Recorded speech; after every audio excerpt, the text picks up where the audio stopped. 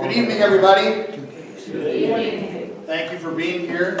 I'm Pastor Jason Walter. I'm the pastor here at St. Mark's. I'm also the life coordinator for the Minnesota North District of the LCMS.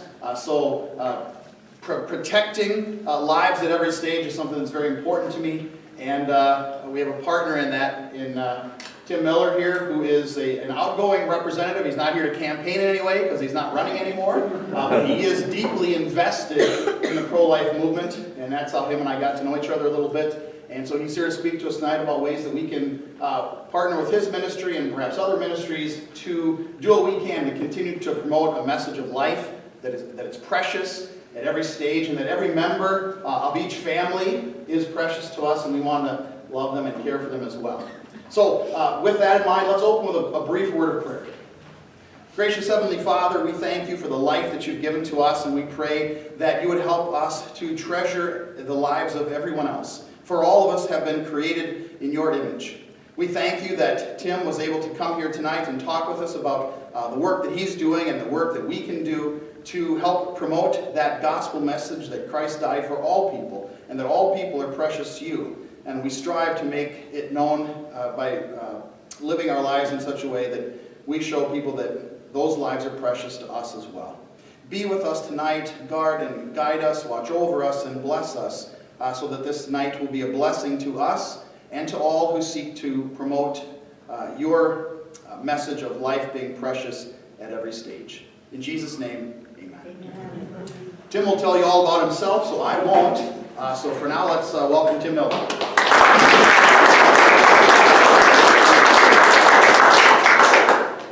Well, thank you, Pastor Walter. And at this level, can you hear me? Okay. We do have a sound system, but it seemed a bit much for the people that are here. I'm thankful that he has the water here. I don't know, it seems a little dry in here, but maybe it's just me. So I can't thank you enough for everyone that came here tonight. That's a sign that someone's coming in. And while I don't have ADD, you think that I do. So as long as I hear that ding dong, I don't know what I'm thinking. But anyway, I really want to thank you for being here. It's a huge blessing. I mean that sincerely. There's a lot that I want to cover with you. I'm not going to throw a bunch of facts and figures at you because I don't think that's the discussion that we're having here tonight. I want to be a blessing for each and every one of you. I want to be able to equip you coming out of this, at the very least feeling more confident. If you're here tonight and you haven't started protesting me yet, I'm going to believe that you're pretty much wanting to learn your support of life, and that you want to learn more of how you can defend life, okay? And if there are people in this room that aren't exactly on the same page with me, that's okay. I hope you can hear my message, and I'm more than happy to have the conversation and answer questions.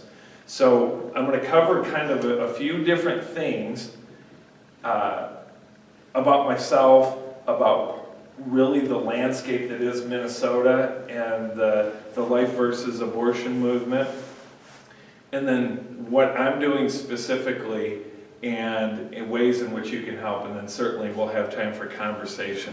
This window of time is going to be about what would you like to see here?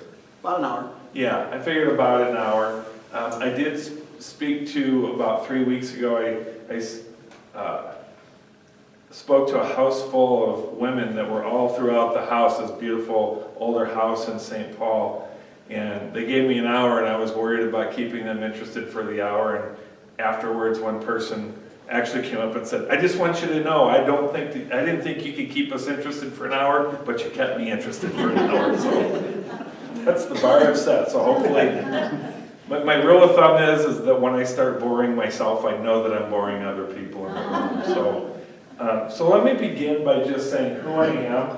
I'm not normally a podium person, but I like to put my hands somewhere, so I hope that's okay just like that.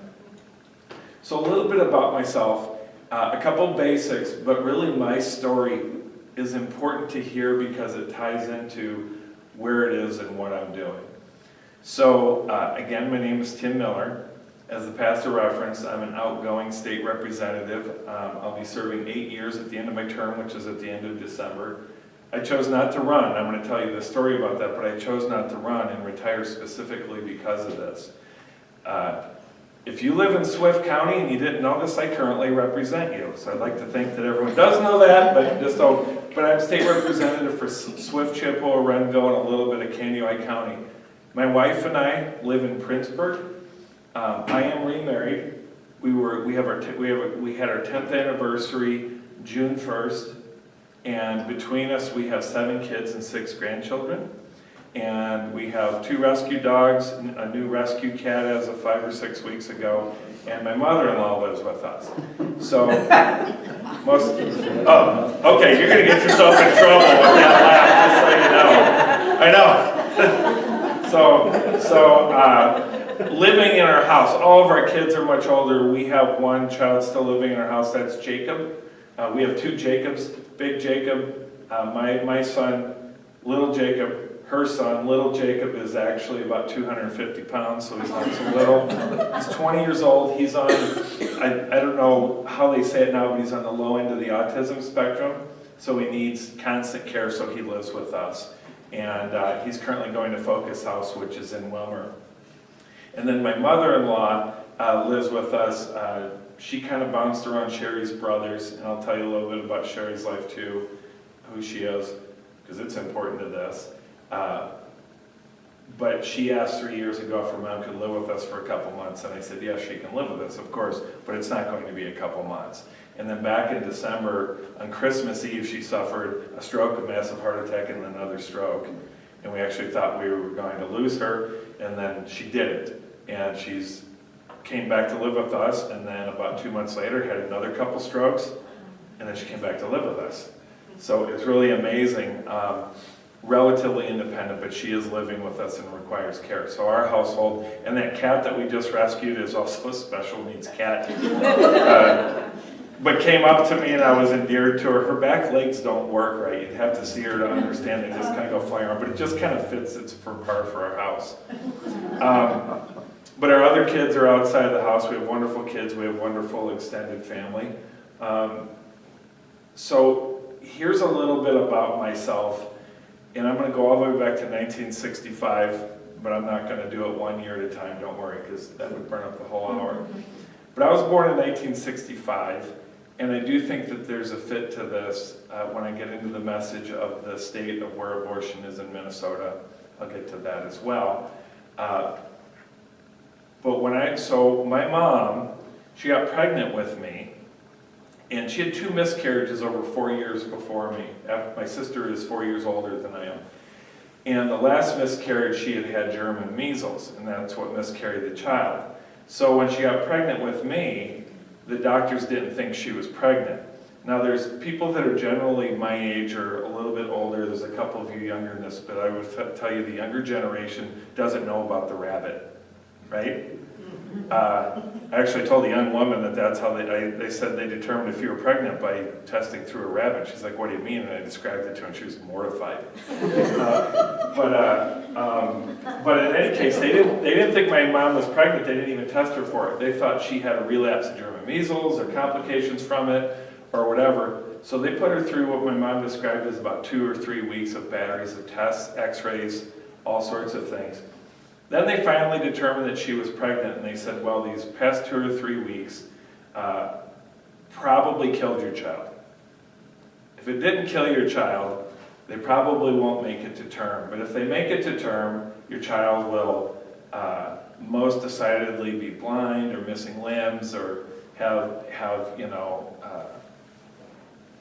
what they used to call mentally retarded. I don't even know what you're supposed to call him, but I hope you all give me grace and know what that means. That's what they would say. So diminished capacity, certainly. And my mom would say that if it was after 1973, there would have been a lot of pressure to abort me. But in 65, she said I wouldn't have done it, but just so you understand. So I was born, because I'm up here talking to all of you, but I was born. And I don't remember how much I weighed. I only know that they told me I was 16 inches. And the reason why I knew I was 16 inches was because my dad said if I was a northern pike, I would have been thrown back into the lake. So, great, thanks, Dad. And also, what they told me when, and I would hear this story also when I was a teenager in front of my friends, but they would say, Timmy, because they also call me Timmy. Timmy was so small when he was born, we didn't have any clothes for him, so we dressed him up in his sister's Thumbelina clothes. Who remembers Thumbelina? Come on, are they? Okay, so anyway, and I had, if you remember what the APGAR score is, I had an APGAR of 0 when I was born. They did keep me alive, again, because I'm up here. But they said I won't live to my first birthday. And I did. And so that stuff isn't so much important, except for at the root of it, it just really, I think, is given the drive that I have purpose in life. Okay? I think everyone has purpose in life. I think that's clear. I think we have our roles, but when you kind of come out of a dramatic start like that, it just makes you go, okay, you're here for a little bit more. So anyway, I won't give you the rest of my life. I did grow up, oh, this is an important thing to know. I don't know who all attends this church or who's from the community, but I did grow up in a Lutheran church, Missouri Synod church. I went to an LCMS school, actually through high school, through 12th grade. I went to Walther Lutheran High School, and only LCMSers know who CFW Walther is, but that's who we were named after. I was the first president of the LCMS.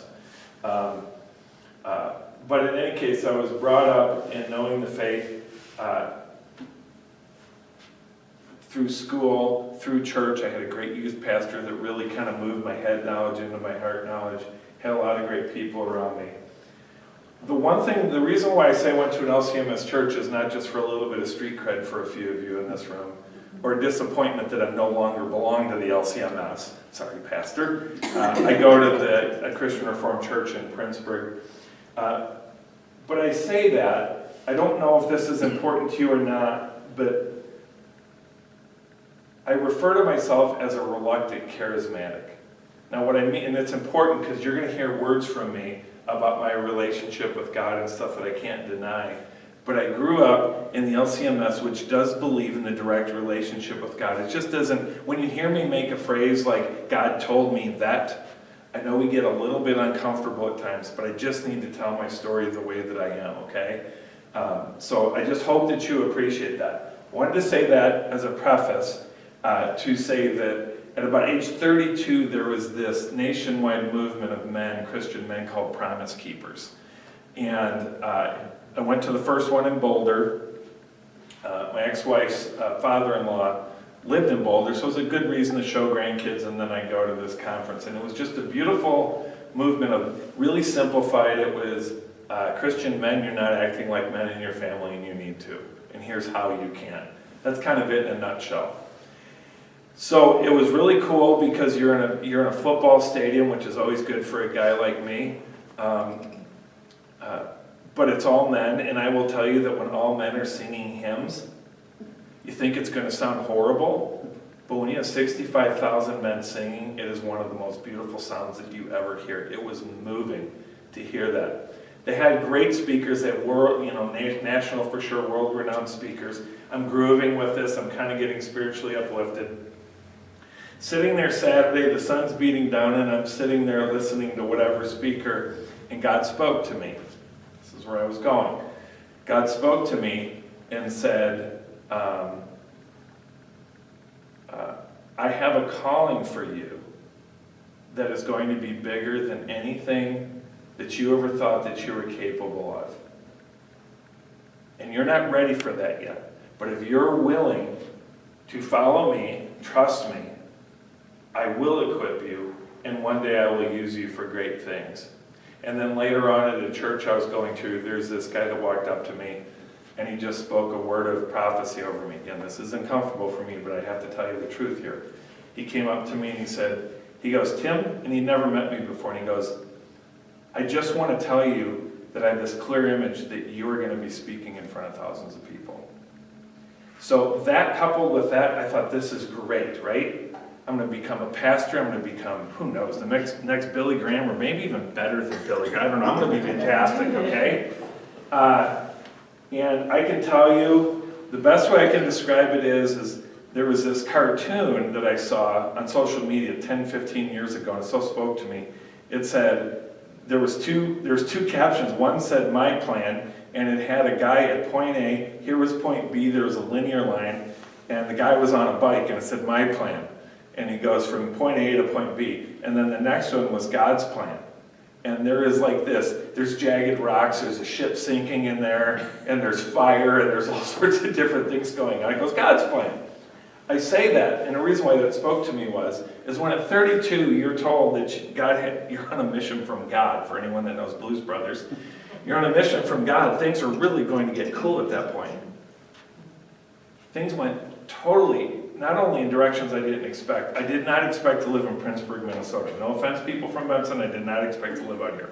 I was going to go back to Chicago or something like that, okay, because that's where, people that do great things, they go to big cities, not a town of 500. But in that process of time, some of the things that happened that are more alarming are I lost my business. I almost lost my house. I did not. Lost a lot of friends. I lost my marriage.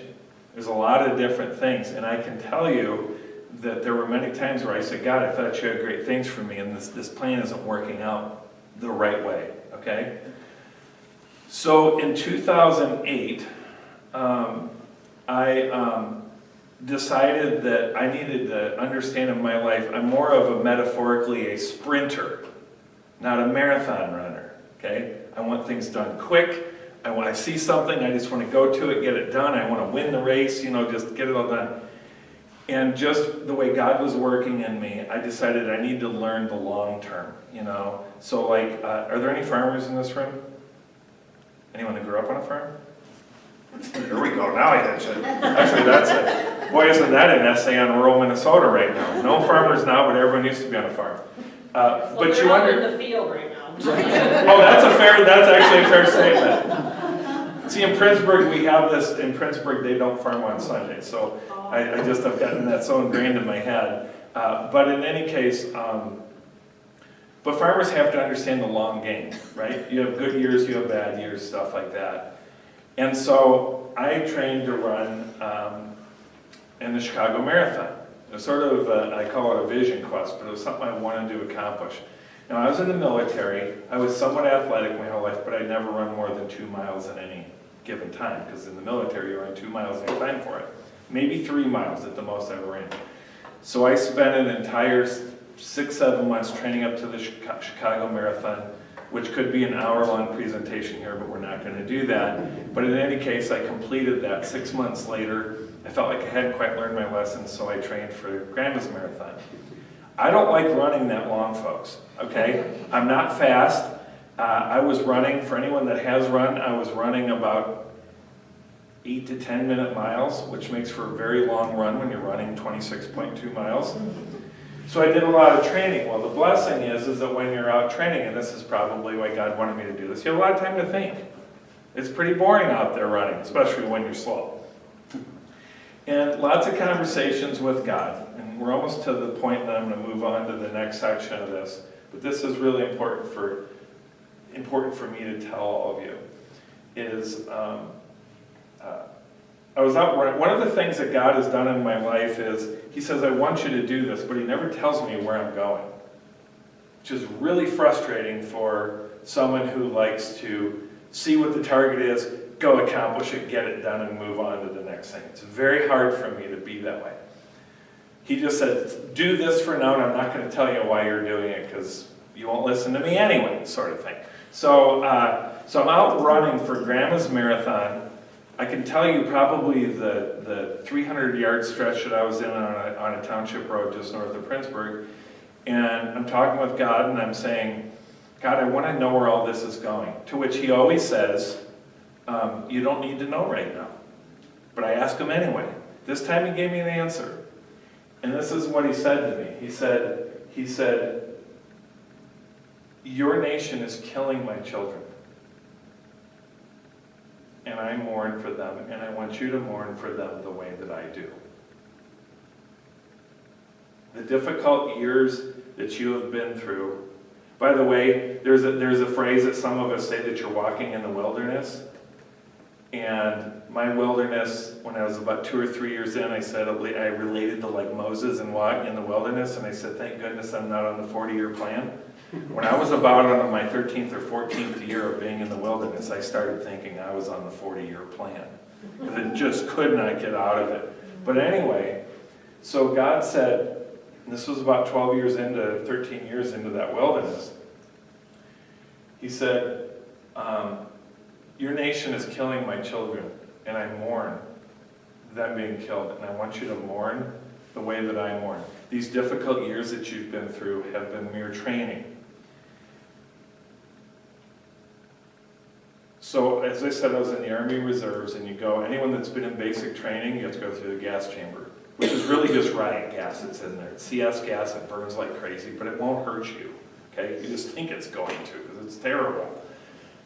But I remember, and God said, remember when you were in basic training, and you go through the gas chamber, and the drill sergeant said, this is but a small example of what you'll see in theater, but trust your equipment, and you'll be safe. God said, I have a mission for you, and I'm going to use you to end abortion. And I've trained you for this, but it's only been a small sample of what you're going to have to put up with. But trust me. Trust what I've provided you, and trust me that I will take you. He promised that He would take care of me and my family, and that He would protect this mission. He said, but will you follow me in this? Now, I will tell you, after 12 to 14 years of being in the wilderness and really tough things, and now God is saying this is just mere child's play, I have to be honest, I took about 3 weeks to decide if I wanted to do this. This was back in 2008, 2009, and now we're in 2022. Still a big chunk of time, okay? But I did go to God and said, I don't know what I'm saying really, God, but I'm going to follow you because I trust your calling and I trust your mission in my life. I won't give you play-by-play because I'm going to burn up too much time, and I probably have already, but I want you to tell you that me being elected, so I ran in 2012 to be in the Minnesota House of Representatives. I felt called to do that. I lost. I thought that was a one-and-done running. A good friend of mine said, you're the sort of person that we need in St. Paul. And I said, yes, but I'm in a district where a Republican runs and they win, but they lose by 7-8 points like I did this last election. He said, well, I want you to run again. And I went to my wife and I went to my God, and they both said, yep, I want you to run again. So I ran in 14 and I won. And I've served 8 glorious years there. I can tell you it's been an incredible experience. On the life issue, I'm the author of, there's 2 different types of heartbeat bills. One is kind of takes a, if someone performs an abortion, they have a misdemeanor crime, so it's a criminal side. And then there's what they call the Texas style, to where there's no crime, but someone can sue in a civil lawsuit, okay? So I've been that. I've been an author of some other pro-life laws. I've been an author of sexual assault laws, anti-human trafficking. So I will tell you that in my time in the legislature, did a lot of stuff for agriculture too, but that's not really germane to here. But when people say, well, all you do is you focus on stopping abortion, you just about know. By the way, I'm going to tell you some things that society says that are lies, and they're lies, okay? But my track record is when we say, all you care about is stopping abortion, I go, well, I have sexual assault law, I have anti-human trafficking, I have all this stuff. Because I'm telling all of you here that if there's one thing that God instilled in my life, is that all human life is created by God and has equal and high value. And that's something that our society has lost track of. All human lives. I hate to use this phrase because it's been coined in a way that's caused a lot of problems, but all human lives do matter. And that's the message that we have to get back to. And by the way, I will tell you that when all human lives matter, that also includes the people that work inside the abortion clinics. That includes it. There was going to maybe be a protest tonight. I don't think there's any evidence of it. It includes them. We have to decide that if we believe that all human lives come from God, what does that do in our lives? Now, there's a lot of things that it doesn't say. It doesn't mean you're just to push over and think everyone's right or anything like that. There's a righteousness before God, okay? But all human lives matter. So I'm going to tell you in a second where we are as a state, and it's pretty depressing stuff. But before I do that, I want to, and I'm not going to tell you what we're doing, but I want to tell you what I'm doing now, because it's part of my story. So a year ago, just about now, it was in September, Brian Gibson, he's the executive director of Pro-Life Action Ministries, based out of St. Paul. Pro-Life Action Ministries for 41 years has been doing sidewalk counseling outside abortion clinics, meaning if they can, they have just brief seconds of a woman going into the abortion clinic and saying, will you reconsider, can we talk to you about this? And over the years, they've saved almost 4,000 children by doing that, literally one baby at a time. They also train people. Right now, they're in the middle, if any of you are familiar with 40 Days for Life, they're in the middle of 40 days from 6 in the morning till 10 at night. They are praying for 40 straight days outside about 3 or 4 different abortion clinics in Minnesota for the saving of children, for the reconciliation of the people that are working there, and for abortion then in Minnesota, and things related to that. And the reason why they're doing 6 to 10, it usually goes 24 hours in most places, but that part of St. Paul you don't want to be in at midnight. It's just not safe. So anyway, they're doing that right now. So Brian came to me last year, and he knew me through my legislation. He doesn't go to St. Paul a lot, but we knew each other through some circles. But I'm definitely probably the legislator that talks about defending the unborn more than anyone else. So he wanted my opinion on an idea. And I'm going to share with you what that idea is and what it's become now. But when he first shared it with me, I knew right then and there that this was the time that God was calling me into full-time ministry on the life movement. Because when he was done sharing about a half-an-hour version of what it is that he wanted to do, he kind of gave me this, so what do you think of this? What's your input? And I said, well, here's my first input. I want to retire from the legislature and do this full-time. And at first I was nervous because Brian said, well, I didn't ask you for that. It's kind of like asking a girl on a date, and she's like, yeah, no thanks, I just want to be friends. I said, can I do it? He goes, oh yeah, we really would want you to do this. I just wasn't expecting that. And I did have to go home and talk to my wife. But anyway, so that's what brought us here, and I'm going to tell you all about that, but I think it's important that you hear this at the end. Now, what I want to tell you about the current state of basically abortion in Minnesota is very challenging, okay? And I have to share with you some things that aren't real pleasant, but in that, everything that I tell you tonight, remember one important thing, that our God is a righteous God, that He's a true God, that His commands and His promises are real. And God is in favor of the human beings that He created, okay?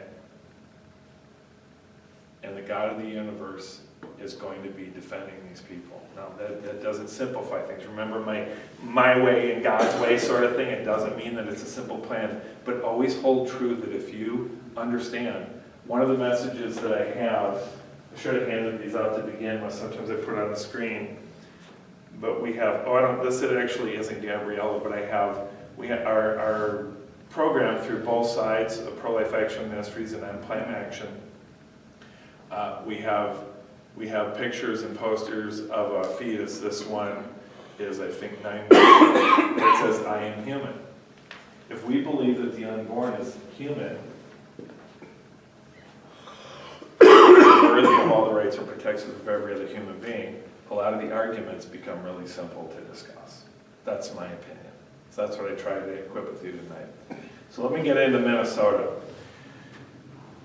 So the big thing that happened is the U.S. Supreme Court this June came with a decision that many of us in our lifetime didn't think that we would see. Let me see how my time's going. I took too much time. Can we go about till about 10 after, guys? Sure. Are we doing okay? Yeah. Haven't started boring you yet? We'll see at 7 o'clock. So, but anyway, so it's Dobbs versus Jackson Women's Healthcare in Mississippi. Mississippi had a heartbeat law actually at 15 weeks. It's not the best law, but it was the best law to bring before the Supreme Court, and they decided to accept it. And they overturned Roe v. Wade and Casey versus Planned Parenthood. And I won't get into the constitutional law on this. Here's what you need to know is, and I can tell you a lot more about that, but I've already taken too much time about me. But by overturning Roe, regardless of what anyone else says, what it did was it basically said, us, the Supreme Court, made bad jurisprudence in 1973, and we're removing that. And so overturning Roe just means that it goes back to the state's decision. That's really all it means. And then there's the Casey versus Planned Parenthood put some added protections for the abortion industry that were also removed. But really essentially just goes back to the states. That's the great news. So you have like North Dakota, South Dakota are basically life states now. Wisconsin just about is, Iowa just about is, Nebraska is going to be, you have all these pro-life states. The downside is states like Minnesota, it goes back to the states. Here's the state of Minnesota. We have two court cases that are really important, and I'm not going to get into the weeds on it. But the first one was, it's called Doe v. Gomez. And in 1995, the state Supreme Court made a determination that abortion is a fundamental health right. And if we are going to, as a state, give money to prenatal care for women, that abortion is part of that prenatal care, because in the end, a woman decides, whether to keep or get rid of their child. And so that means a couple different things. It actually strengthened even more than Roe v. Wade for the state of Minnesota, the protection of abortion. But it also has this inconvenient thing where taxpayers have to pay for abortions if the woman qualifies. And last year, about 60% of the 11,000 abortions in Minnesota last year were funded by you, the taxpayers. And there's nothing we can do about it under the state Supreme Court case. I'll tell you what we're doing and what we're going to try to do to address that, but that's the reality. There's worse news. In July, so there was a case 3 years ago in Ramsey District Court it's really blandly called this group of people versus the state of Minnesota. The lead group was a group called Gender Justice, so we refer to it as a Gender Justice lawsuit. And it was heard in Ramsey Court 3 years ago, just prior to COVID, kind of didn't do anything, and then the judge made a decision 2 to 3 weeks after the U.S. Supreme Court decision. So, and his name is Judge Gilligan. And for those of my generation, it's hard to hear that any judge is named Gilligan because of Gilligan's Island. So, but Judge Gilligan made a determination. This Gender Justice group came forward, and we don't have any restrictions on abortion in Minnesota. We have kind of regulations. So there's like the 24 hours that you had to wait from when you decide you want to have an abortion in a clinic, they need to give you a 24-hour cooling period. There's parental notification, where if an underage person wants to have an abortion, the parents need to be told. Really crazy ideas like you need to have a doctor involved in any second trimester or further abortion, so surgical abortion basically. And you need to do this in a licensed clinic setting. Another crazy idea, right? Of the 6 different things, the only thing that he didn't strike down as unconstitutional was the annual reporting, meaning we know how many abortions happen in Minnesota, but up to this point, if you don't report, it's a felony that you don't report it. And he said, well, you can't be charged with a felony. So kind of simply put, you have to report, but if you don't report how many abortions your clinic had, nothing's going to happen to you. So he didn't technically overturn it, but he obviously made it, neutered it. So Minnesota, and anyone that tells you anything different is wrong. Not they aren't telling you the total truth, not Miller kind of gave you a point of emphasis. This is the absolute truth in Minnesota. Minnesota is an abortion through live birth state now, unrestricted, 100%. There is some court things in the 3rd trimester I'm not going to get into, but the legal experts that are both pro-abortion and pro-life agree in unison that they would, anyone that challenges a late-term abortion an hour before a child's going to be born, anyone that challenges that would lose in court. So we have unrestricted abortions in Minnesota. The other unfortunate truth that we have is that because of the Dakotas, Iowa, Wisconsin, Nebraska, Indiana, these are all pro-life states, we're also an abortion destination state now. And we know that. I've had some journalists that have said, well, you're just making this up. People aren't going to come to the state. And I say, well, the governor of our state has openly invited people to come to this state. Our US Senator has openly invited people.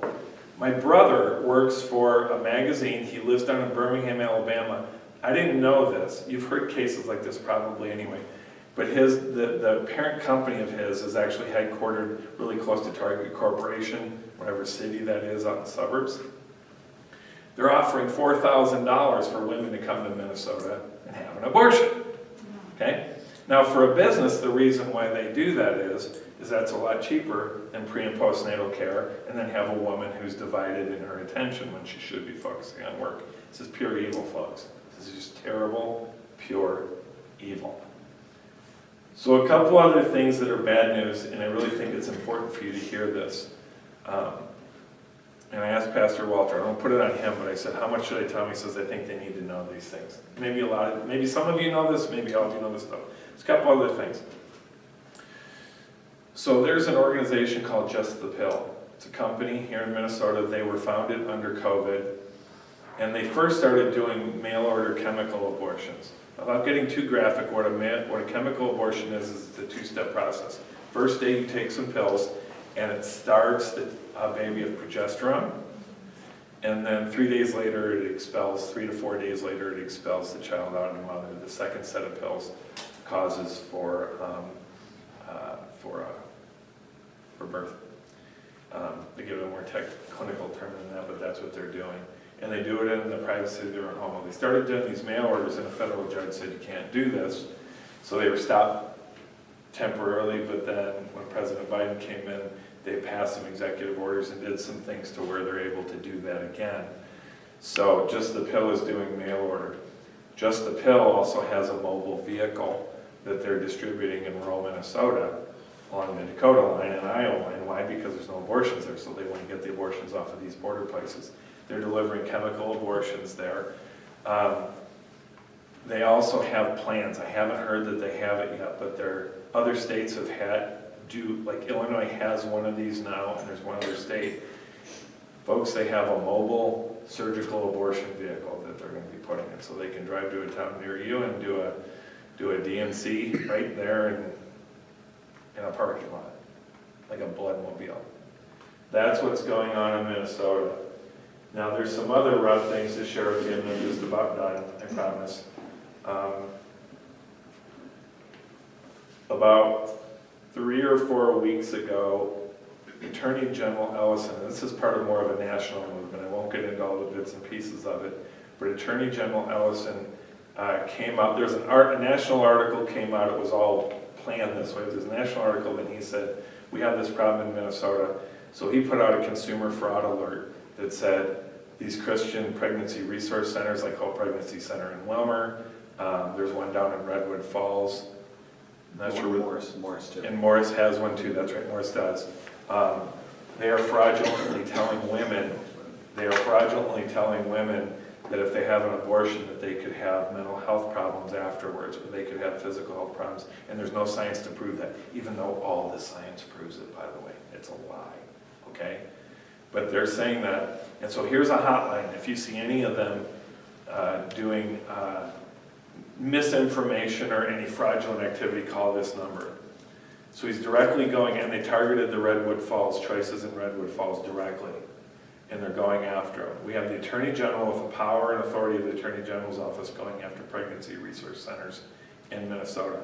I don't think their intent is to shut them down. I think their intent is to malign them, make them look bad, have women not go there anymore. There's state money that's called the Positive Alternatives Funding that was passed under Plenty, I believe, that put some money into some of these crisis pregnancy centers. I think he wants to strip them of that. But that is the effort that the abortion, it isn't bad enough that you have unrestricted abortions through live birth in Minnesota. Now we're going to go after the people that are actually trying to save some of these children. Which leads me to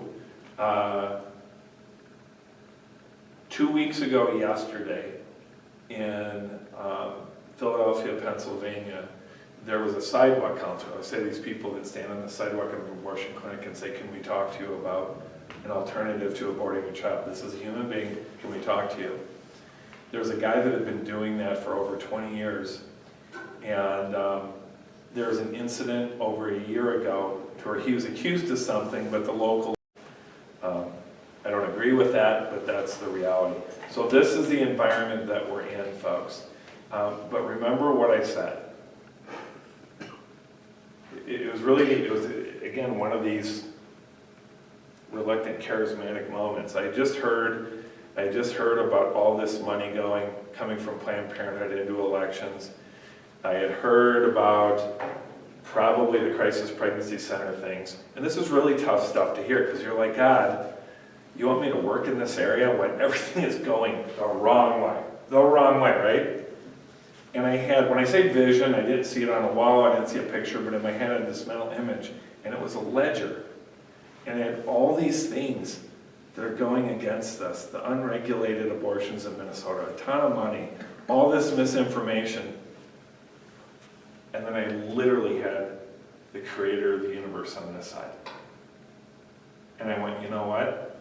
I still like my chances, right?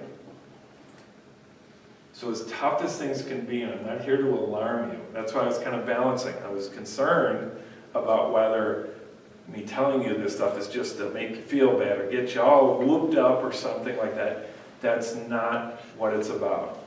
But us as believers, us that know the truth in God, we have work to do, we have responsibilities. So I want to tell you what we're doing, okay? And the most important message that I want you to get out of this is I want your help, okay? And there's a couple ways that I will give you that you can help today. But I want to tell you two things. I am not asking, and God is not asking you to do things that you are not capable of.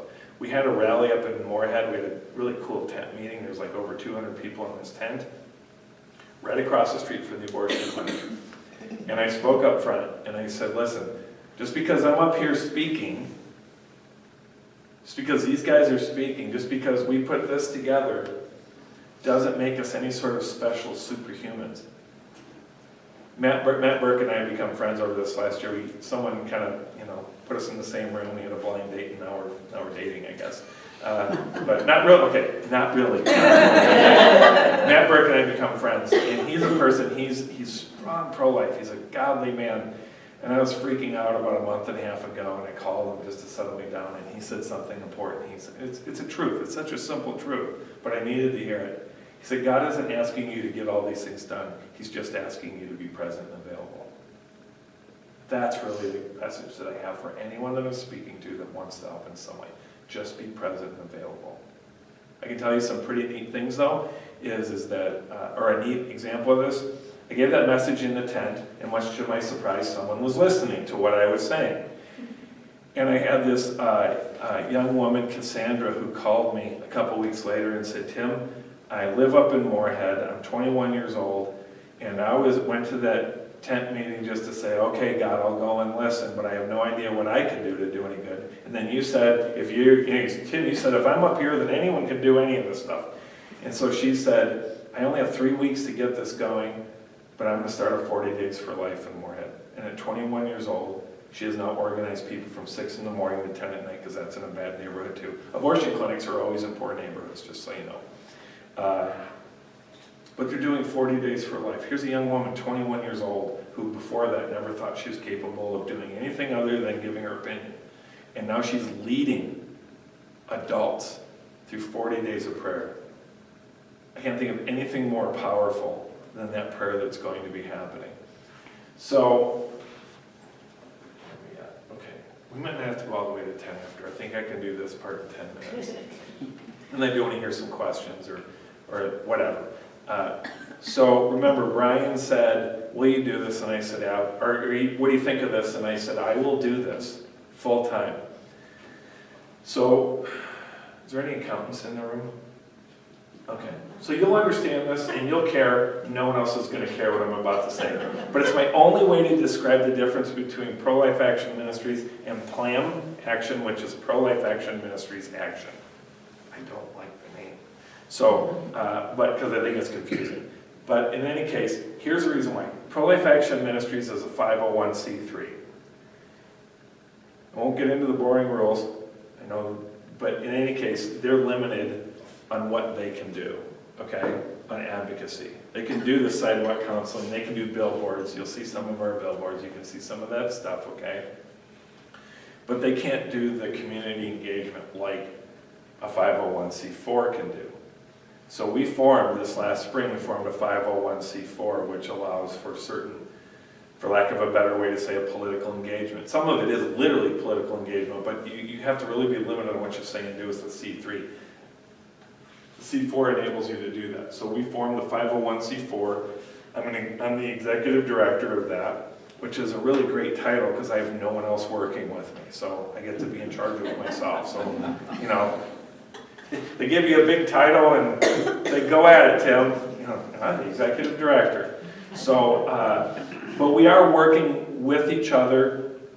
We are also working with the other life groups in the state of Minnesota, Lutherans for Life. We are involved with the LCMS. I spoke to the Southern District pastors just this last week.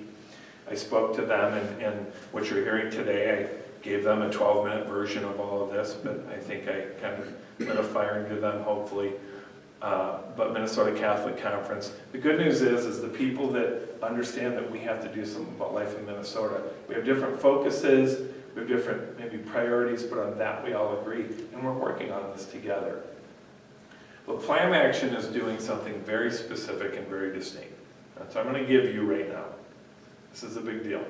So because of that Doe v. Gomez and the Judge Gilligan decision, simply put, the legislature can't really do anything of substance. There's some things we can do to defend life. I don't like when politicians say there's nothing we can do because that's not true. But we can't do the things that would really push the needle on this in Minnesota, those court cases. But here's what we can do, okay? So down in Texas, for about the last 3 or 4 years, there's this pastor down there who just said, we have to do something about life. The legislature's not passing anything, so I'm going to do it. So he's going city by city in Texas to pass life ordinances. No abortions in this town. And he was able to pass it. This was before Dobbs. After Dobbs, he could just flat out do this. But before Dobbs, there's limitations because of Roe v. Wade. Well, what they did is they went with an idea that instead of going the criminal route, meaning if someone performed an abortion, they could be criminally charged with something, they made it a civil action. Now, is there any attorneys in the room? No attorneys. I really need to have someone write this down so I can describe it to people. I cannot articulate it clearly. But when you go the civil route, the courts say that they don't have standing. And here's what happened in Texas. So he was passing these life ordinances, but the state of Texas is predominantly pro-life anyway. So it was almost like just a resolution. It had substance as law, but these were towns where there were no abortions happening anyway. Until they went to Lubbock, Texas, where there was a Planned Parenthood. And the Lubbock, Texas City Council voted in a city ordinance that said there could be no abortions in this city. Well, then Planned Parenthood had a problem, and the ACLU had a problem, so they filed a lawsuit against Lubbock, Texas, okay? Lubbock, Texas won the case. They won. And it was based off of things that we, especially after Dobbs, we can defend here in Minnesota as well, okay? And matter of fact, in Texas, by passing these ordinances, it gave the confidence to the legislature to pass. Remember when they said the Texas-style heartbeat law? They passed it because of these city ordinances, because they said, well, if we could do it there, and the heartbeat law in Texas, which is basically a 6-week ban, which really, don't people get bogged down. If we get into question and answer, I'd like to answer some things on rape and incest and stuff like that that I think are kind of like misleading conversations. I don't want to do that right now. But heartbeat law says you can't perform an abortion after 6 weeks because that's about when you can consistently detect a heartbeat. Most women don't even know they're pregnant at that point. So it really effectively ends all of this. So anyway, the city ordinance idea is what Brian brought to me. And he came and said, we need to see if we can do this. And for the sake of time, I'm just telling you we can do this. You can ask me questions about it, but we can do this. Here's another important thing to know. So we are going to be going city by city. And I want to explain why in a second, just very briefly. But we're going to be going town by town, passing these life ordinances. The Tuesday after this election is going to be when my first time goes public. we're ready to go with it. They're gonna pass it in that meeting, but the ball's gonna start rolling. We're gonna wait till after the election, because the election can have a way of distorting a message. But we're gonna pass these life ordinances in town. Now, the attorney who is writing these ordinances is Jonathan Mitchell, who wrote the ordinances in Texas and the life and heartbeat law in Texas. He is gonna be writing my ordinances. And he's with an organization called Thomas More Society. It's kind of rooted in the Catholic Church, so some people know all about Thomas More Society. That guy David Dilaudon, who identified that Planned Parenthood was selling baby parts, they defended him. So that was probably, for the average person, that was the most high profile. But they're a pro-life attorney group that defends the unborn in states where there's cases. And Jonathan Mitchell is part of that. So Jonathan Mitchell is writing the ordinances. Thomas More Society has also agreed to defend any city that passes this ordinance at Thomas More Society's expense. So it's no expense to the city whatsoever. So that'll tell you what, for city council, that's the biggest thing. We're starting off in rural Minnesota. The reason why we're starting in rural Minnesota is a couple reasons. First of all, it's near the borders, so abortions are coming over. Second of all, as bad as our Twin Cities is on this issue, greater Minnesota, rural Minnesota is predominantly pro-life. And our judges are predominantly pro-life, and on and on and on. Also, smaller towns, so like this first town we're doing is really pretty small. It's a manageable thing because we have to crawl before we walk, we have to walk before we run, okay? And if we have a lawsuit, we need to be able to contain this one. So we have very targeted cities that I'm not going to share here tonight because I hope you understand we need to be very quiet until that first city council meeting that a city has, and it becomes a public forum, and then it goes from there. Because the other side is not willing to put up with this, they're going to fight against it, and they're going to be ferocious in their fight. But who do I have on this side of the ledger, right? I will tell you, if there's one thing that sometimes why I share too much of my life is I just want people to know that there's a couple great things that God taught me when I was in the wilderness. But I will tell you the one thing coming out of that he instilled in me. I fear no man. I fear no man. Now, it's not because many men couldn't beat me up. Many men couldn't sue me and make me poor. But I have the creator of the universe who says he'll be by my side and he'll defend me. And no man can stand up against that. It took an entire lifetime to come to that simple conclusion of our Christian faith. Is that if God is with me, then no one can be against me. No one can stand against me. So anyway, so we're starting these city ordinances. We're getting those done. We're working in concert with some of the other things. Here's the one other thing that I want to share that we're doing. This is the bigger picture. This is the secret in the sauce. Passing a city ordinance is great, and that will save children's lives, okay? But in the grand scheme, and this won't happen in Benson yet, but I look for the day that this will happen in Benson, but let's just say for the sake of argument, we stop abortions in Benson, well, they can just go to them on a video, or they can just go to DeGraff, so we're not going to, I will tell you that the legal challenges, once we start this, will blow some holes in their argument, and we'll have some gains with that, but in the end, this city by city isn't going to do it. But what we are moving towards, and this is where the rest of that coalition comes in, is we're working towards a day to where we can get a constitutional change. And the simple change is, this doesn't sound like much, but this is major. The constitutional change, the constitutional amendment will say, the Minnesota State Constitution shall have no voice on abortion. That is a huge thing, because it gets rid of Doe v. Gomez, it gets rid of this Judge Gilligan case. And then we can actually start doing the will of the people here in the state of Minnesota. So what we're doing today in these cities does have a longer, and that is, by the way, folks, this road between there and there is massive. It is a mountain, okay?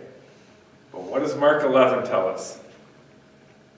It says, have faith in God. If you say to this mountain, fall into the sea, and you believe that it will happen, it will. So pray. That was a very bad paraphrase. Whenever I'm in front of pastors, I hate paraphrasing the Bible.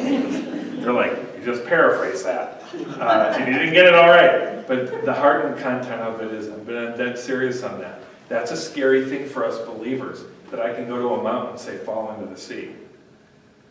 Because you go, well, what if it doesn't? Or what if I say it wrong? Or what if I, right? What did Matt Burke tell me 4 or 5 weeks ago? I don't have to answer all these questions. I don't have to get all this stuff done on my own. I just need to be present and available. In the end, folks, it's going to be God changing the hearts, souls, and minds of people anyway. It's not going to be us. We just need to be present and available. So here's what I want to wrap with, and then we can go on any questions or do whatever you want from here. I'm going to... I can do that too. Okay. So this is a simple card. Here's the thing, but you can go on this. If you're under the age of 40, there's a QR code you can put on your phone. If you're over the age of 40, climaction.org. If you're really over the age of 40 and you're not really big on the internet, you're just going to come and talk to me and we'll work it out. Okay? But this gets you to the website, and it has good information. We are building the website. It's pretty simple right now. It's going to build and really be effective as a tool on what we're going to be doing. But again, I can't put a town on that website because I'm telling people what we're doing. But that website is really going to be our resource that we're in this town. And by the way, when we go into a town, we're not going to just try and bully city council members, because that is not a godly way to do things. I was elected through grassroots politics, going door to door, talking the issues, speaking truth to things. That's how I got elected. That's how we're going to do this in communities. We're going to give community support so that when a city council votes, they have the confidence to say the city is behind us. Another reason why we're starting out with smaller towns, because that's a pretty large amount. So when you go to the website, I'd like you to do, well, there's 3 things you can do. The first one is you can sign up to stay in communication with us. That's the easy thing. There's 2 action items that I'm asking people to do. The first one is as you might imagine, this takes money, okay? And we are working with people that are capable of providing larger dollar amounts now, but in the long run, we want to have this broad base of small support. This has proven very effective in a lot of different contexts, particularly politics, but I'm asking people, will you contribute at least $10 or $20 a month and sign up to do that? Now, $10 a month doesn't go a long way now, but as we build this message across the state of Minnesota, get 1,000, 10,000, 25,000, my goal is in 3 years to have 100,000 people. If you have 100,000 people that are giving $10 a month, that is a lot of money. And we can message things, we can combat the lies that are out there, we can do all that sort of stuff. Another nice thing about small donors is most people can do $10 a month. I have like 5 streaming services, and I think I watched 2 of them. They all cost they got us tagged. They're $8 to $9 a month sort of thing, but $10 a month. But here's what it also does: when cancel culture comes and goes to like a company and say stop giving them money or this, how are you going to stop? Out of 100,000 people, so if you lost 10%, I mean you won't, but let's say you lose 10%, you still have 90,000 people. Okay. This is a message that us as believers, that we don't always, we sometimes say, God, can you come in and do the big thing? Which is a very fair thing to ask God, because he's a big God. But sometimes if his people would just step forward and do the righteous thing, it happens. We just have to get involved. The second thing that I'd like you to do that I believe is more important than that $10 a month is we're starting a statewide prayer network. I've got just under 100 people on my prayer network. Each week, when you sign up, you get a newsletter and it's not a newsletter that says, hey, here's what's happening in Minnesota. It is literally a working document. You might have me say, thank you, you bless me, but it is, here's a list of things that you need to pray for this week. And I'm just asking people to sign up for this prayer network and pray for at least one of those items at least once a week. I'd like to see more, but that's all I'm asking. Guess what? People of faith can do that. Okay? So the 2 things, so there's really 3 things when you go to the website. Number 1, sign up for like a newsletter, okay? Right now we're setting the goal of that going out every 2 weeks. The next one's supposed to be out tomorrow, and I haven't even started it, so we'll see how that goes. Early on, that's some of the things that happen. But no, it's going to be about every 2 weeks. The prayer update comes out every week, so that is something that you will be receiving. So I ask that you sign up. The only final thing that I have is that I ask is that you don't be afraid to talk to other people about either what we're doing or at least show them the confidence that we can fight this atrocity that's happening in our state. Because we can. So I'll finish with this.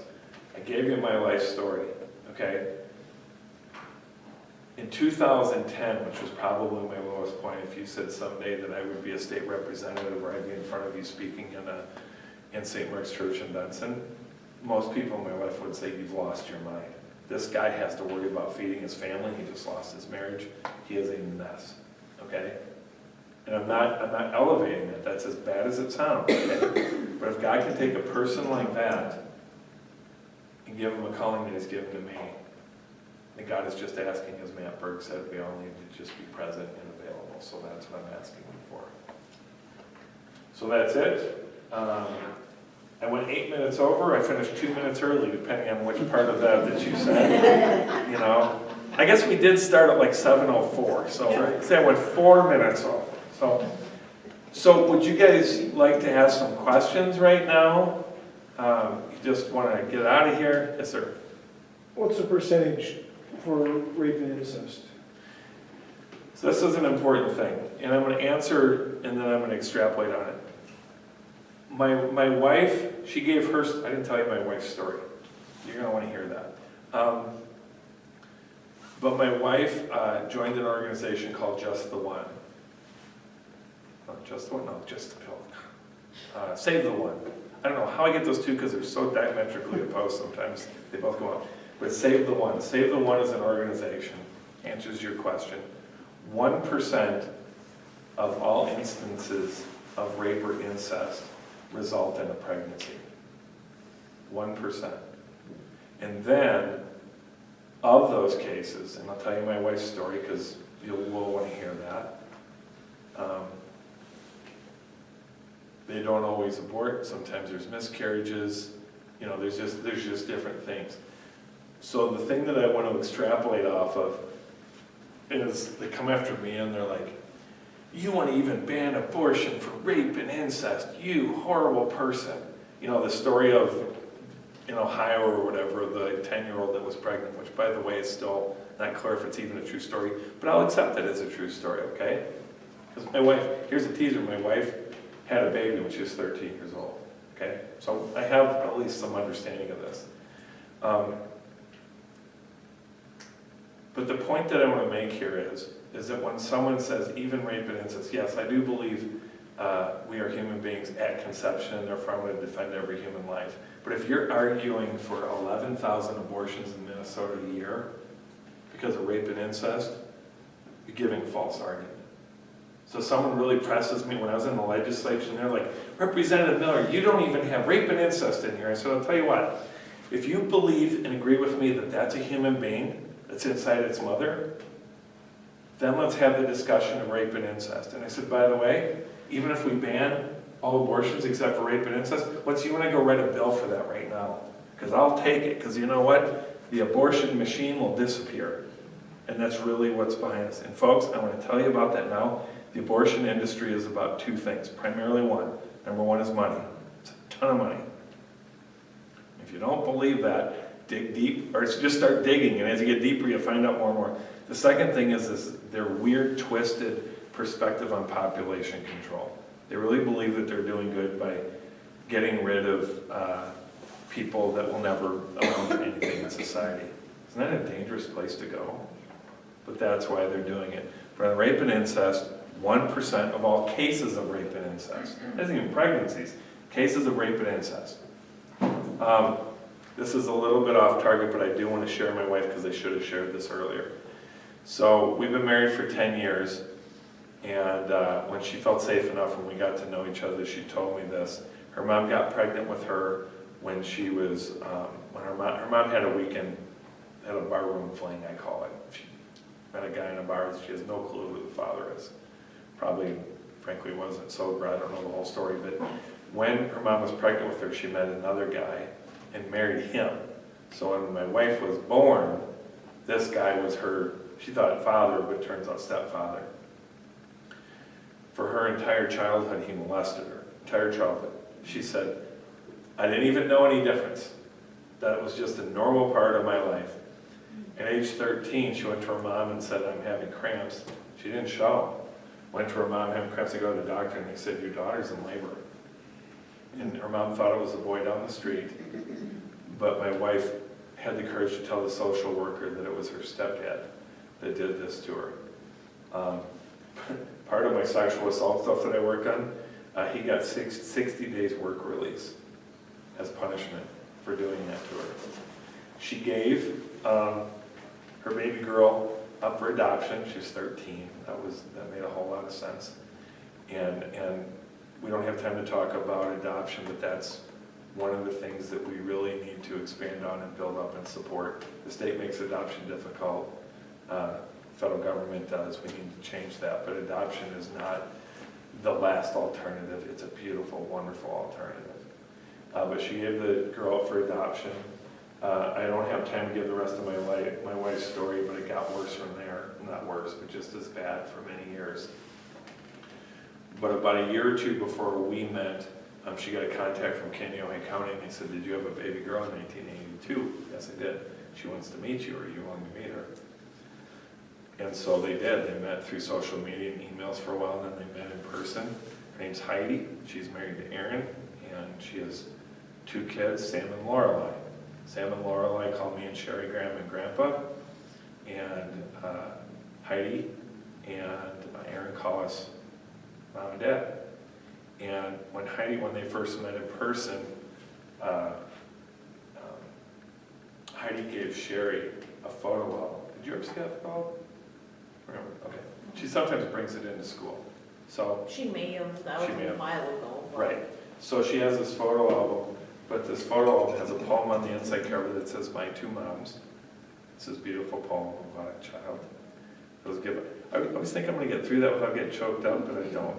But then she gave her, it was pictures of when Heidi was a baby, all the way through teenage years, all the way through getting married, all the way through having Sam and Lorelei as babies.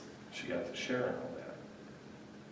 And my message to people, they talk about rape and incest. I actually do a Paul Harvey thing for those old enough to remember Paul Harvey. I said, let me tell you about a woman that I know. And they're like, how do you feel about rape and incest? Let me tell you about a woman that I know. And I tell her story, and I don't say who it is until the end. I said, that woman I'm talking about is my wife. And I tell them about, my wife was homeless when she was a senior in high school. She had a couple really bad marriages, made bad decisions herself. She was where you would expect someone with her life to go. And today, she is the program director for the Certified Medical Assistant program at Ridgewater College. And she's now, this year, it's really grown. They have over 40 students this year. And she has an opportunity to speak to many young women, oftentimes that are in the same situation, not that drastic situation, but young, single mom, all this sort of stuff, and she's able to minister to them. But I do say, when someone throws the rape incest, I say, well, let me tell you about a woman that I know, that's my wife. And are you telling me that Heidi should not be alive, or that my grandkids should not be alive? The reason why I say that is not to throw it in their face, but one of the lies of the enemy, one of the lies that the abortion industry tells us is, you have a problem, you can fix it right here. You can't come from a worse situation than a 13-year-old having a baby from her stepdad. And yet look at the beautiful thing that came out of that, Heidi and Aaron and their kids. Our society has to, I go back to my sprinting and marathon stuff, we need to look that there's a longer story here, folks. There's a message that's much longer than this. So I just wanted to throw that story in. I kind of should have done that earlier. Rape and incest, what other questions do you have? Yes, ma'am. Well, I've just been having the thought lately, they talk about rape and incest. And, okay, so let's say it just seems to me that by making abortion readily available, you are enabling incest. Mm-hmm. Oh. Because there's an easy out. I mean, you can pay for the abortion and then you're still there for him to use. Yeah, in political campaigns this year, they have guys that are saying, you should support a woman's choice. And I'm like, The guy always looks like someone that probably got someone pregnant too, by the way. So I go, well, that's an easy out. Of course you're gonna promote this, right? So that's a very good point. Here's the other thing. Because of that thing, the one that I missed on the regulations in Minnesota, because there's no more parental notification, that same 13-year-old girl could go and get an abortion and her parents never know that it happened. Now that in and of itself is a terrible dynamic, okay? Remember I said that I've done a lot of work in anti-human trafficking? Minnesota has a huge problem with sexually trafficked underage girls. Huge problem. Now we have some things that are good news, that we're doing some great news to stop it, but we have this problem. If a pimp is able to have a 14-year-old be pregnant, she can just get a pill in the mail and the parents never know. Now you have another societal problem that's being, like the only time that social services can catch this is when they come into the hospital or clinic. And they say, wait a second, who are you and why are you with her? Because they're trained to identify that in these clinics. Well, that's gone. So this enables, not only does it, that's a great point of what you said, I agree, but it even enables some of those things as well. Yes? Okay, I can remember when we used to have places for girls to go. They got pregnant, they went off, had the baby, came home, nobody was any the smarter. There is no support for these girls anymore. And I hear all this money and raising and all this kind of stuff.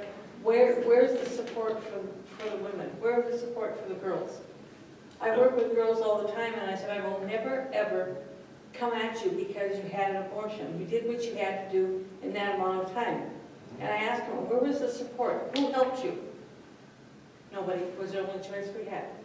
So there's two things I want to take out of that, and that's one of the things that I sort of, when I'm on target talking about with abortion in Minnesota, one of the lies out there is that someone like me, or probably anyone in this room, is condemning that young woman. The church doesn't do well in communicating this, okay? But like our prayer counselors out there, or I'm going to get to the second part of what you're saying also, because we have the pregnancy resource centers, which are doing great work. They're doing exactly what you're talking about. But in any case, the enemy instills in mind that someone like me hates them. And by the way, statistically, someone in this room has either had an abortion or has someone very close to them. When I say close, their daughter or their spouse or something very close has had that, okay? There's this deep wound that they can't say anything. They don't want to say anything. There's this one woman in North Dakota who gives her story, and she had an abortion, and she regularly attended church and stuff, and she talks about the pain, and she just felt condemned and judged. Now, in her case, no one ever really said that. She put that on herself. But there are people that condemn and stuff like that. We need to support not only the women who are, to keep them from making this decision, but we just as much have to show the women who have had abortions that we don't hold that against them. God does not hold that against them. There is forgiveness and healing in Christ. That's the message. But it's not getting to the girls. And that's the second thing I'm getting to. If you ever get a chance, go to the one in Morris. Go to, like, not so easy, but the thing you can go to is their annual banquet, because that's usually when you see, they usually have a testifier and stuff like that.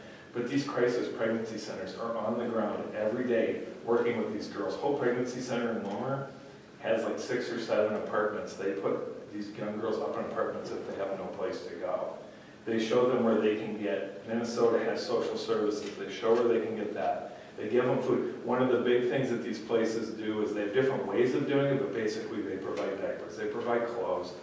The Women's Care Center in Fargo, it just shocked me. This wonderful place that is doing the work that you're talking about, and they have classes for women who are pregnant, and then it ends up being about a year after they have their baby. It isn't hard and fast, but it ends up being about a year.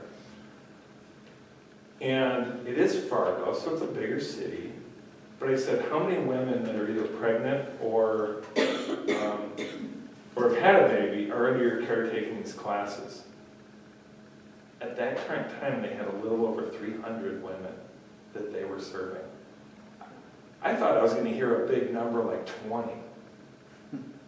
So I do want But to, it's not reaching far right, enough. so, but that's one, so we want another thing that you can do in this room is either directly help one of those pregnancy resource centers, or at the very least, if someone's struggling with this, which is, our society, you know, let me finish this sentence, and I want to say something that our society does.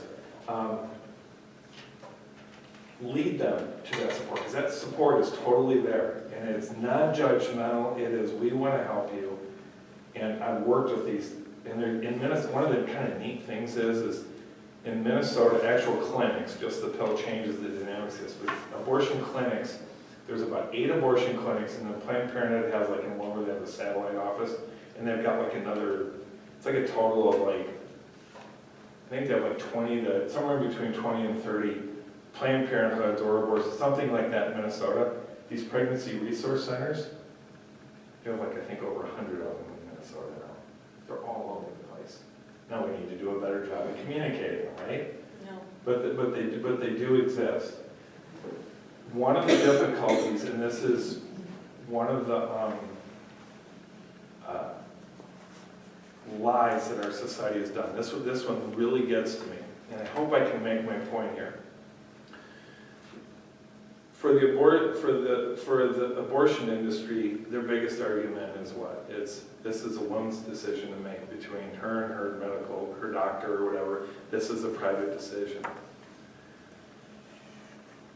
Where else in our society, where? And if someone gives me an example, then we can have this discussion. But there's 2 points here. Number one, where in our society do we put the burden on an individual to decide the life or death of another human being?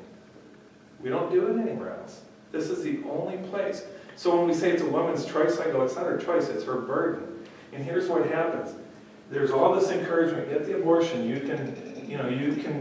this is a bad, and there's some really bad situations, I'm not denying that.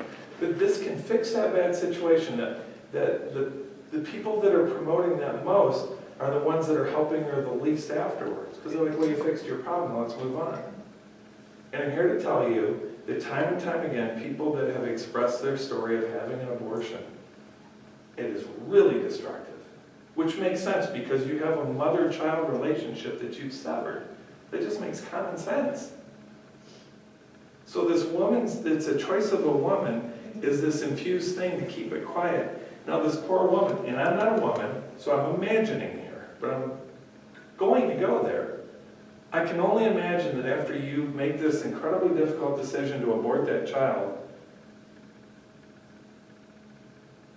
that you personally know that was the wrong thing to do. For yourself, or that child, whatever, okay? But society hails you as a hero for doing that, so you're certainly not going to tell anyone that you did that. You're certainly not going to face the scorn of someone that you think, that person's going to hate me, because that's the thing that I hear is, when you hear a woman who has an abortion, she doesn't tell her husband, that's a really bad dynamic for that marriage, right? You hear stories like that. Or I didn't tell my mom, or we had this young woman who, up in Fargo a couple weeks ago, I was at an event on the Fargo side, the Family Alliance up there. There was this young woman, she went to great lengths, and it took great lengths to circumvent her mom ever knowing. But then she couldn't look her mom in the face for like a year until she finally told her. This is not a woman's choice. It's a woman's burden, and us as a society. The second thing that I want to say on this is not only where else in our society do we say that we put the burden on an individual to decide the life or death of someone, everywhere else in our society, our laws and everything support that life of that unborn human being. The simple one, and this is not a fair one because it kind of goes to, it's a legitimate one, but this is the one you hear most often, is, well, if someone is drunk driving and they kill a woman and she's pregnant, it's a double homicide, right? But our society, that is true. We make that, okay? When someone announces that they're pregnant, everyone around the family says, this is an absolute joy, this is an absolute blessing, this is absolute everything, right? Our society loves the procreation of humans. We hold it up. We celebrate birthdays. I can go on and stuff like that.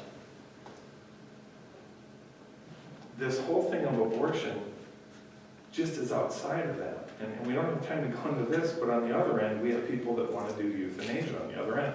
If you're an old person and you're too sick, let's get rid of you, sort of thing. The question that I always ask people every single time is that a human being? And you can talk about the unborn, you can talk about an African American, you can talk about, like my son Jacob, special needs, go on and on. Is that a human being, and are they deserving of all the rights and protections of being a creation of God as every other human being? That's the thing that we have to have. And so if we have that conversation, I had a conversation one night with someone who said, well, what about in the case where a woman says she's going to kill herself if she has to have this baby? Do we want to just risk that? And I go, well, let me ask you. I said, do you believe that that unborn child is a human being? Well, that's not what I'm asking you. And I go, well, answer that first, because if we have that discussion, then I'm willing to have that conversation. But right now as a society, that picture, right now in our society, we're so quick to discount that that's a human being. Do you guys know the story of Abby Johnson? There's that movie Unplanned. And I heard her, before the movie, she speaks at a lot of these pregnancy resource center banquets. And they depict this in the movie, but she talks about it. And what changed her was she had been working at the Planned Parenthood in Houston for years. She was nationally Planned Parenthood Employee of the Year. And she thought she was doing good. She really believed that. And that's one of her messages to people. Pray for those workers, because they're being deceived, but they really think they're doing good work. Don't condemn them. Pray for them. Be a blessing to them. But she said, I don't want to get gruesome, but she even did, after an abortion at DNC, they have to inspect all the body parts to make sure that everything's there for risk of infection and stuff like that. She'd even done that stuff, okay? But they were short-staffed and they needed to do an abortion that required an ultrasound to do it, so it was a later-term abortion. So she just went back there and held the wand for the ultrasound. And she said, I saw a child fighting for its life. And she goes, that's what changed me. Because she saw a child. So I know it was a long drawn-out thing, but I think you touched on some really important things. We need to be a blessing. As believers, we need to be a blessing to all these people. There are some... It's not happening because I keep seeing these women come over and over again into our facility. We're a CD's facility, and those girls are so guilt-ridden, and I just say, well, who helped you? Nobody. No one. Well, that's No something, one. one of my biggest calls on the church is that's the response of the capital C church is what I mean. It's not like a congregation. I mean, it is a congregation, but the congregation of believers of Christ need to work hard at that. They're way behind the ball. Okay, well, that's why we need to do better. But I can also tell you with conviction that the alternative is not because they're behind the ball and they're failing, then we should be killing these children, because we shouldn't be. We have to work in the direction of the ideal. Even if we're failing now, one of the things that our society is going to have to do is we're going to have to go through this period. I'll tell you the day that God truly opens the eyes of our society on this, there's going to be more mess then. For the church, you're going to have even more work. So what other questions? Yes? With their multiple hats that you wear across all your professions, do you see anything in the future happening with like legislation, as you had mentioned with like the double homicide for like life insurance and tax credits while a woman is pregnant versus when that baby's born? Well, I don't see any of that changing, like, if you will, for the worse, like it going away. I think that stuff will still be there. We had legislation that passed in 2015. I was a co-author on this. That was the Born Alive. And basically, some late-term abortions fail, and the child is still alive when they come out of the mother, and a physician is required to help and save that baby. So stuff like that. There's also on the chemical abortion, remember that I said it's kind of a, I'm not the expert and I'm not trying to be the expert, but it's about a 3 or 4 day process. I know that. You take the first pill, I think it's like 3 days later, 4 days later, you take the second one. There's that window of time. The first pill starts the child with progesterone. That can be reversed. So basically, you can feed the child. And there are some states that have laws that anything from you have to provide information that this, like when you get the chemical, when you get your stuff, it also says if you change your mind, you can do this, to all the way to requiring, or I don't know if the word is requiring a law, but basically there's, across from the Planned Parenthood in St. Paul, there's a billboard that says, call this number if you change your mind on your chemical abortion. So in Minnesota, we can do that. We can do things to build prenatal care, and we certainly do need to do a better job of that. It gets unnecessarily complicated in politics. If I talk politics tonight, then I really would go all night, how messed up things are right now. But there are sometimes unnecessary impediments to taking care of prenatal care better as a society, but we can certainly do better on those.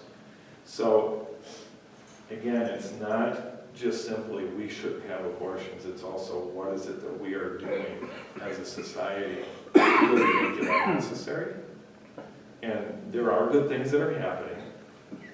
There are good things, but those are certainly things that we need to also improve on as well. Yes?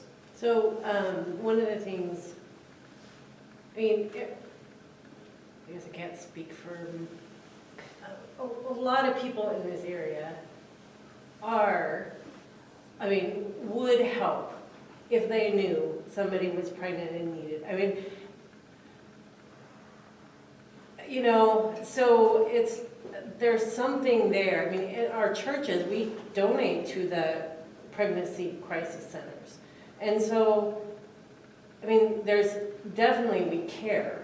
And it's not that we don't care, it's probably more likely that we don't know about it. And so, I mean, I think so there's a couple different impediments and none of them are easy. And it's not just because they aren't easy, I mean we have to put our shoulder. There are things that are very big impediments. And one of them is okay, I'm going to use a touchy example that's in a totally different area to make my point, okay? What's the number one, people know this answer, what's the number one problem with men in churches right now? Far and away, pornography. Not far and away, it's just the statistics and then even among clergy and stuff like that is just amazing, okay? But why does no one talk about it? And I'm not saying they should, I'm saying why does no one talk about it? Because it's a sticky wicket, there's shame, there's differences of opinion, there's whatever. The only reason why I use that as an example is, I want to go down the road, but something that is very inflammatory. The issue of abortion is so charged. It's another unfair burden to put on these women. Is the weight of the world, not only in their own lives, but now the opinions of everyone else in society are upon them. Where really the best way to help is for some way to expose them to Jesus Christ, to expose them to people that do care. You're right, there's plenty of people that care. Now, how do you know that they're there? Again, I couldn't tell you the numbers. I don't like coming with facts and figures because then you get down some logical argument, you start debating the numbers and stuff like that.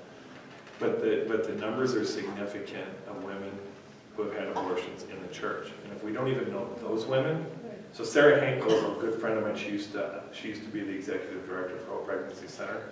She's not anymore. And she said, she goes, I have knowledge of people in these churches, in some cases pastors' daughters, who have had abortions. And she goes, her point is if we can't heal this in the church, how can the church heal the world in this? So one of the challenges that I give the pastors is we're going to have to address these things. Sin is sin, right? And our society doesn't even like calling sin anymore, which is a challenge unto itself.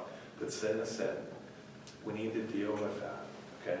And the last thing I want to tell a young girl who's just had an abortion that guess what, you just sinned.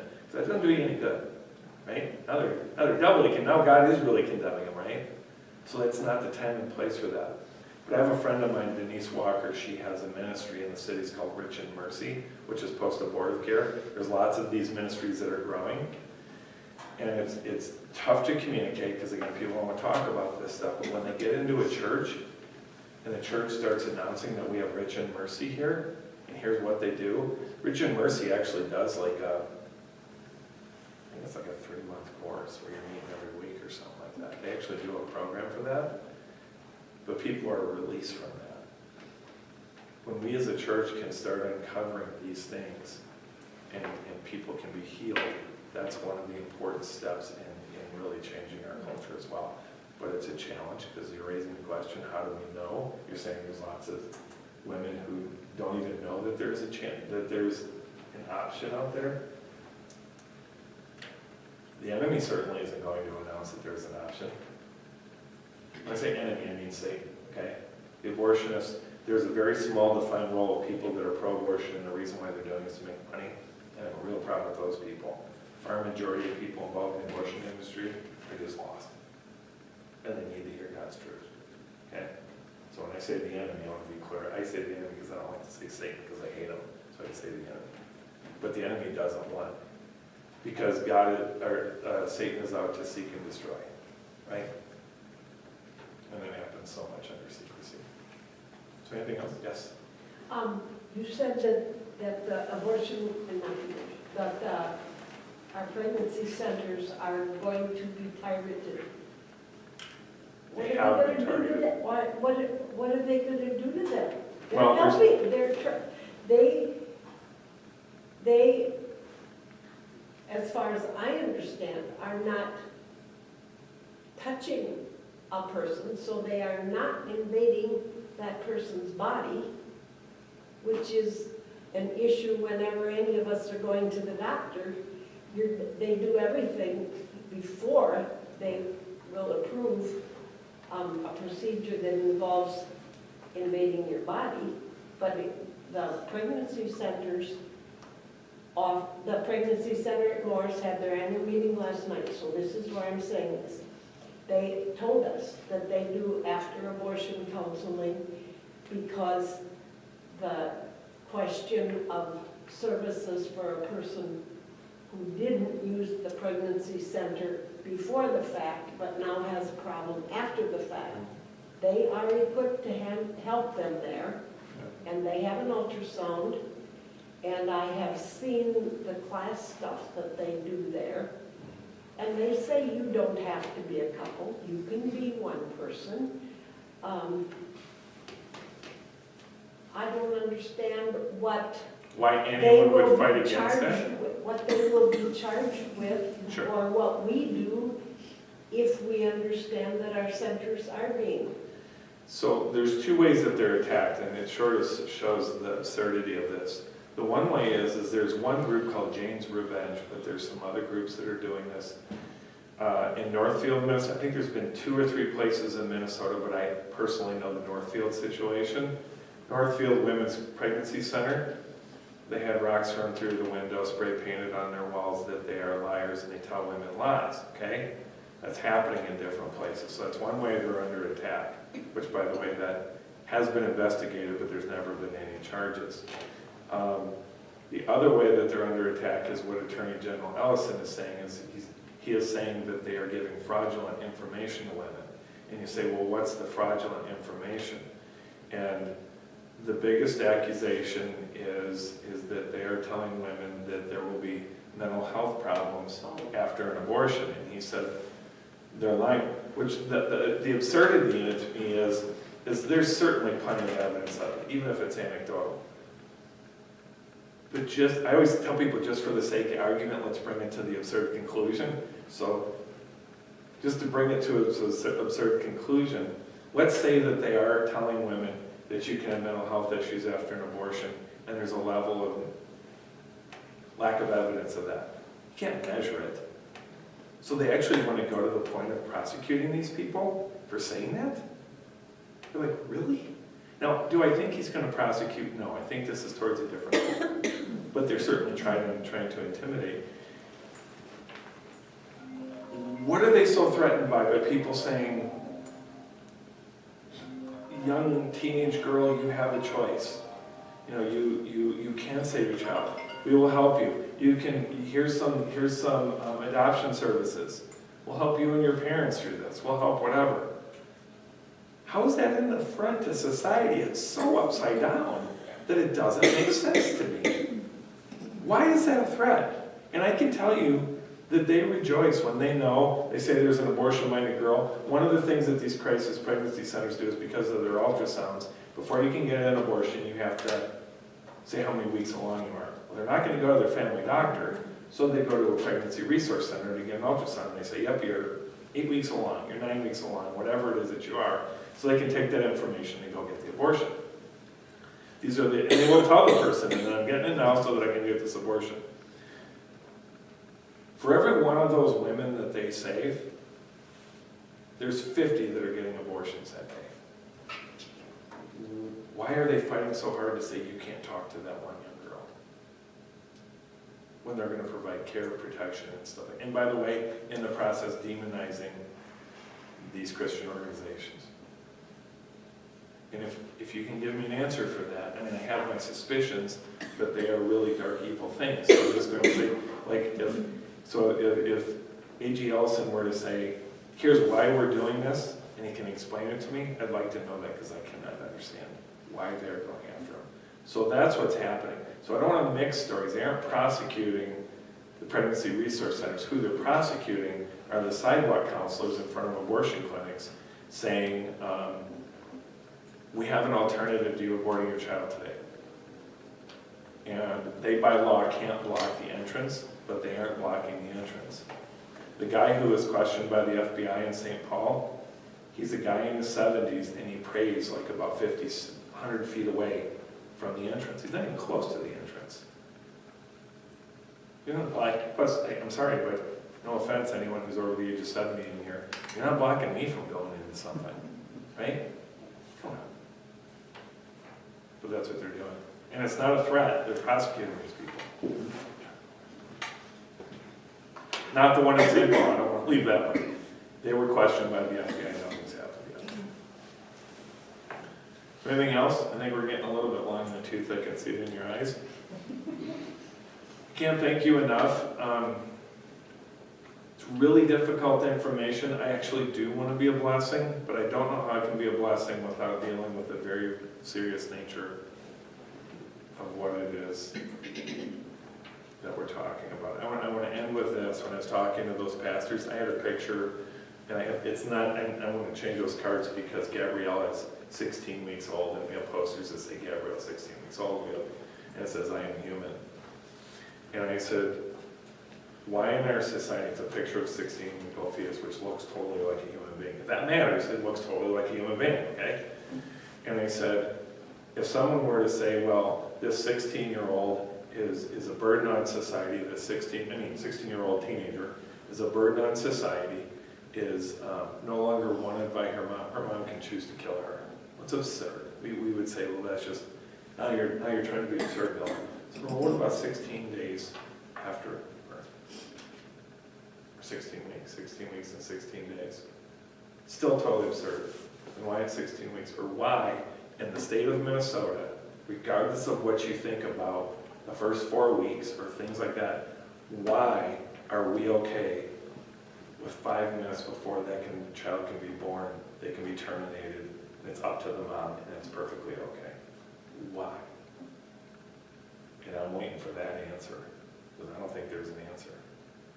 So anyway, thank you all very much.